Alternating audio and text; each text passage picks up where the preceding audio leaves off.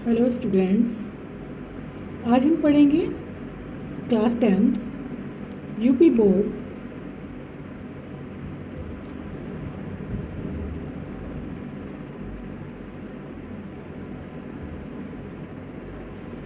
Maths exercise 1.2।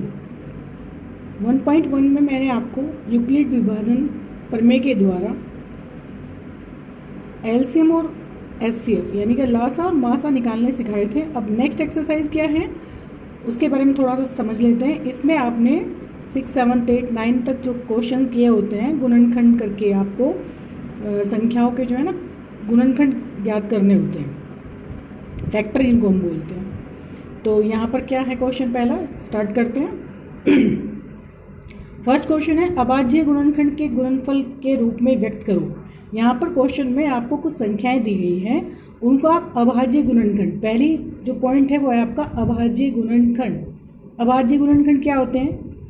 ऐसी संख्याएं या ऐसे फैक्टर या ऐसे गुणनखंड जो केवल या तो खुद से डिवाइड हो या फिर एक से डिवाइड हो, या तो खुद से डिवाइड हो या फिर एक से डिवाइड हो। ऐसे जो गुणनखंड होते हैं वो अभाज्य गुणनखंड कहलाते हैं।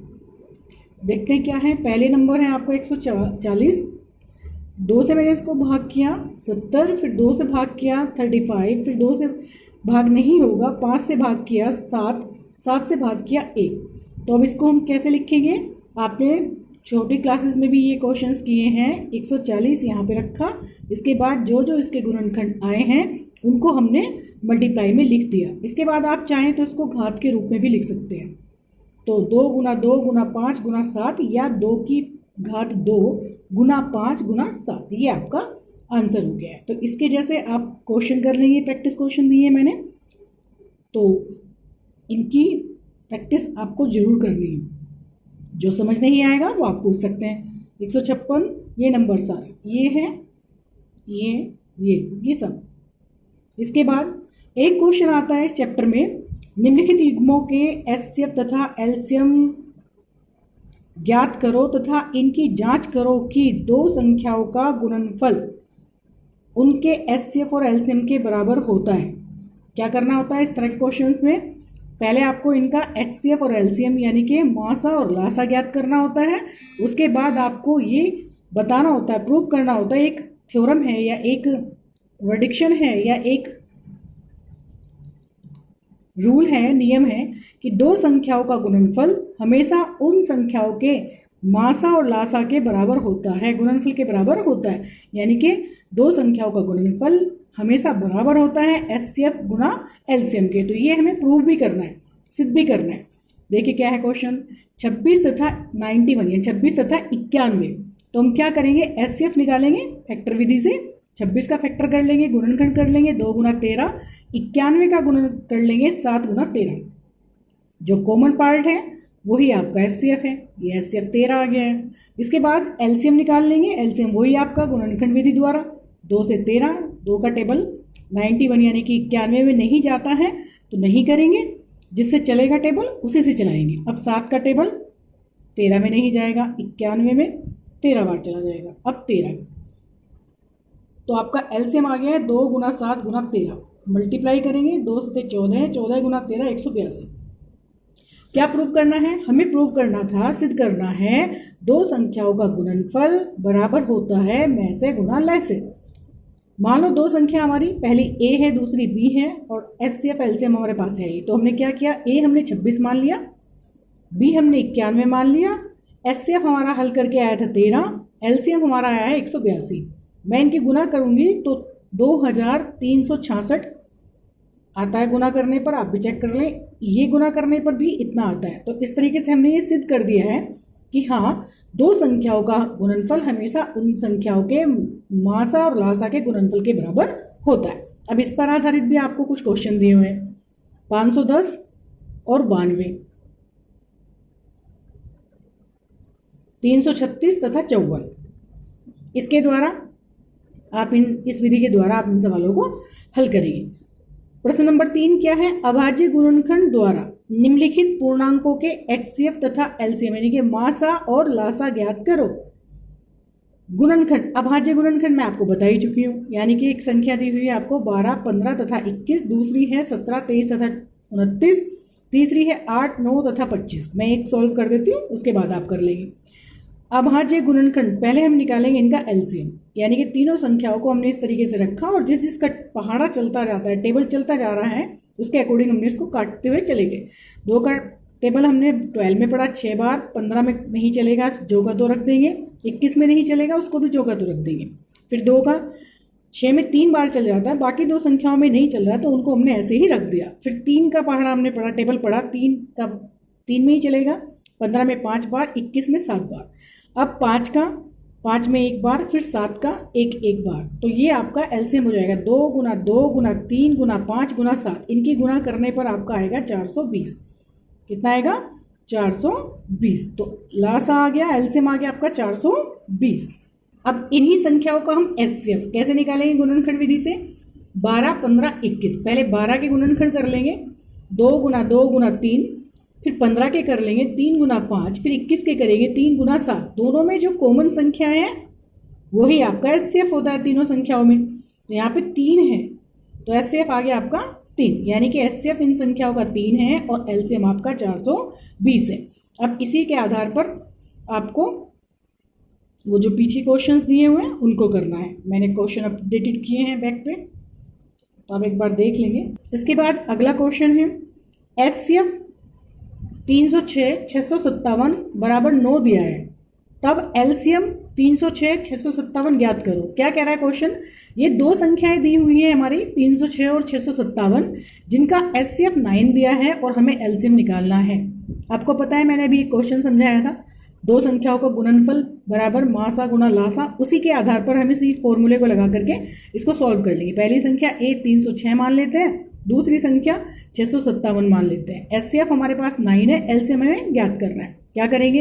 ए गुना बी बराबर एचसीएफ गुना एलसीएम। जो जो संख्याओं की वैल्यू है उनको रख देते हैं, मान रखने के बाद इसको आप सॉल्व कर लेंगे। इसके बाद नेक्स्ट क्वेश्चन है, थोड़ा अलग है। ज्ञात कीजिए कि क्या किसी प्राकृतिक संख्या n के लिए संख्या 6 की घात n अंक 0 पर समाप्त हो सकती है। क्या बताना है? हमें ये बताना है कि इसमें कहीं पर भी 0 आ सकता है। क्या करेंगे? 6 की पावर n दिया है, इसके हम गुणनखंड अगर करते हैं तो हमारे पास 2 अभाज्य गुणनखंड आते हैं, 2 गुना 3 की घात n। क्योंकि अभाज्य गुणनखंड 2 और 3 है तो शून्य पर नहीं खत्म होगा। इनका जो गुणनफल है दोनों संख्याओं का वो शून्य होगा ही नहीं, क्योंकि 2 3 6 होते हैं। लेकिन एक दूसरे तरीके से हम क्या करेंगे, जांच कैसे करेंगे इसकी? 6 की पावर n की वैल्यू हम यहाँ 1 2 3 4 रख देते हैं। पहले हम रखते हैं 6 की पावर 1, 6 1 जा 6, 6 की पावर 2 36, 6 की पावर 3 216। आप देख रहे हैं लास्ट जो नंबर है या इनका जो गुणनफल है वो 6 आ रहा है, अर्थात अधिकतर संख्या 6 ही है, जिसके अभाज्य गुणनखंड 2 और 3 होंगे। तो इससे क्या सिद्ध होता है?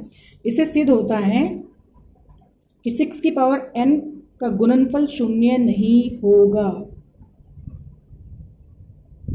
इसके बाद 7 क्वेश्चन है, ये भी उसी फॉर्मूले पर आधारित है। 2 संख्याओं का एचसीएफ 145 तथा एलसीएम 2175 है। यदि एक संख्या 725 है तो दूसरी संख्या का मान ज्ञात करो।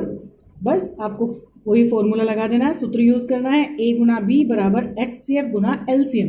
तो 725 हमारे पास पहली संख्या है, बी हमें ज्ञात करनी है, एचसीएफ 145 है, एलसीएम आपका 2175 है, बी आपको फाइंड करनी है इस तरीके से।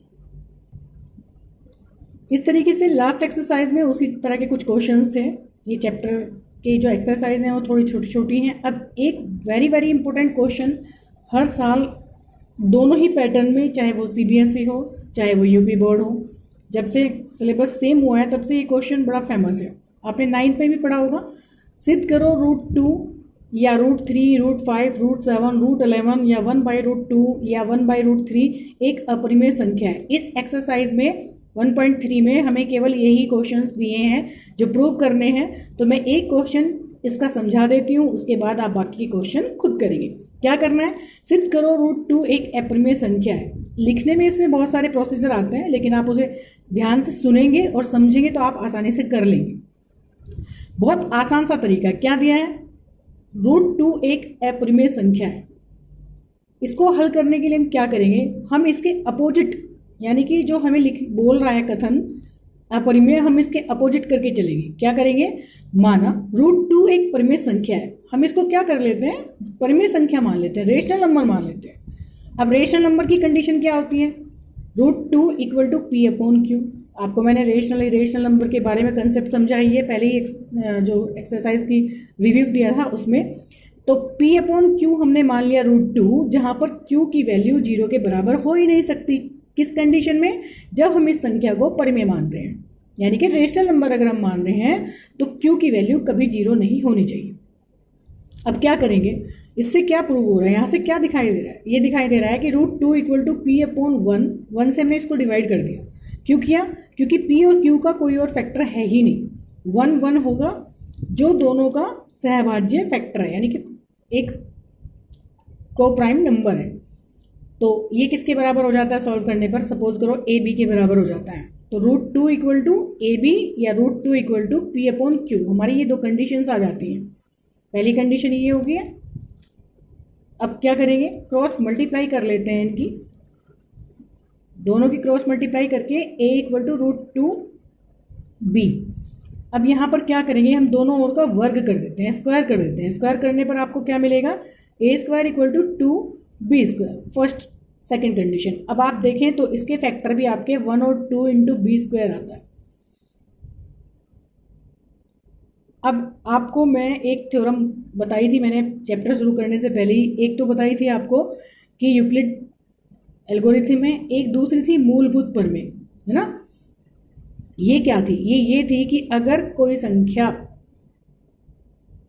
a² को विभाजित करती है, यानी कि कोई संख्या किसी पूर्णांक के वर्ग को विभाजित करती है, तो वो उस पूर्णांक को भी विभाजित करेगी। तो यहाँ पर इसी थ्योरम का, इसी प्रमेय का प्रयोग करेंगे। यहाँ पर क्या हो जाएगा, p, ये आपको मैंने समझाने के तौर पर समझा दी है कि ये इस तरीके से मूलभूत थ्योरम है कि अगर किसी संख्या के वर्ग को कोई दूसरी संख्या भाग करती है तो वो उसके संपूर्ण सरल रूप को भी भाग करेगी। अतः यहाँ से क्या हो जाएगा, इससे क्या निकलेगा, रिजल्ट ये निकलेगा कि जो a है वो भी 2 से डिवाइड होगा और जो a² है वो भी 2 से डिवाइड हो जाएगा। यानी कि आप इसको क्या कर सकते हैं, a बराबर 2c भी मान सकते हैं। अब ये जो a बराबर 2c है, इसको हम इस वाली कंडीशन में रख देते हैं, ठीक है। इसको यहाँ पर रखने पर क्या प्राप्त होगा, 4c² इक्वल टू 2b²। 2 से डिवाइड करेंगे तो यहाँ पर आपका आ जाएगा b² इक्वल टू 2c²। यानी कि आपने देखा है यहाँ पर भी वही कंडीशन है और फर्स्ट भी वही कंडीशन थी। तो यानी कि 2 आपका हर कंडीशन में डिवाइड कर रहा है और 2 के जो फैक्टर हैं, गुणनखंड है, वो 1 के अलावा कोई और है ही नहीं। यानी कि यहाँ पर भी आपके जो फैक्टर आएंगे वो 1 इंटू 2 आएंगे, हर जगह 1 आ रहा है आपका, पीछे भी यहाँ पर भी अगर देखा जाए तो 1 है और यहाँ पर भी 1 है। यानी कि केवल 1 इसका गुणनखंड है, दोनों में कॉमन, और कोई इसका गुणनखंड नहीं आया। तो इसलिए ये संख्या परिमेय तो हो ही नहीं सकती। क्यों, क्योंकि परिमेय संख्या का केवल एक अभाज्य या एक सहभाज्य गुणनखंड नहीं होता, अनेक गुणनखंड हो सकते हैं। तो इसलिए ये सिद्ध होता है कि √2 परिमेय संख्या नहीं है। अगर ये परिमेय नहीं है तो आपका √2 अपरिमेय संख्या है। इसी पर आधारित मैंने ये क्वेश्चंस दिए हैं, आप इनको करेंगे। पहला √3 है, √5 है, √1/√2 है, 7 √5 है, इस तरीके से √11 है। एक सेकंड तरीका मैं आपको बताती हूँ, ये थोड़ा लेंथी लगा आपको। सेकंड सोल्यूशन कैसा होता है, सेकंड रूल या सेकंड मेथड बहुत सिंपल सा है। क्या करेंगे, माना √2 एक अपरिमेय संख्या नहीं है, यानी कि एक परिमेय संख्या है। परिमेय संख्या होने के कारण क्या करेंगे, √2 equal to p upon q. अगर आपको वो समझ नहीं आ रहा, आप इसको आसानी से समझ सकते हैं। सीधा मल्टीप्लाई करेंगे और यहीं पर आप इसका वर्ग कर देंगे। वर्ग करने पर √2 क्यू स्क्वायर p², यानी कि 2q² इक्वल टू p²। 2 के फैक्टर कर देते हैं, 1 2 q² इंटू p², यानी कि सिर्फ q का वैल्यू 1 ही है। अब हम इक्वेशन फर्स्ट जो है ये, इसको मानते इक्वेशन फर्स्ट, इसका पुनः वर्ग करने पर, पुनः का मतलब है दोबारा वर्ग करने पर, 2q² equal to p square का स्क्वायर। ये सॉल्व करके आ जाएगा आपका 4 की पावर 4 इक्वल टू पी की पावर 4, यानी कि 4 के अगर हम फैक्टर करते हैं 1 इंटू 2 क्यू की पावर 4 पी की पावर 4। यहाँ पर भी आप देख रहे हो 1 कॉमन है, यानी कि इस कंडीशन में भी 1 और इस कंडीशन में भी 1, यानी कि केवल एक सहभाज्य गुणनखंड एक ही है इसका,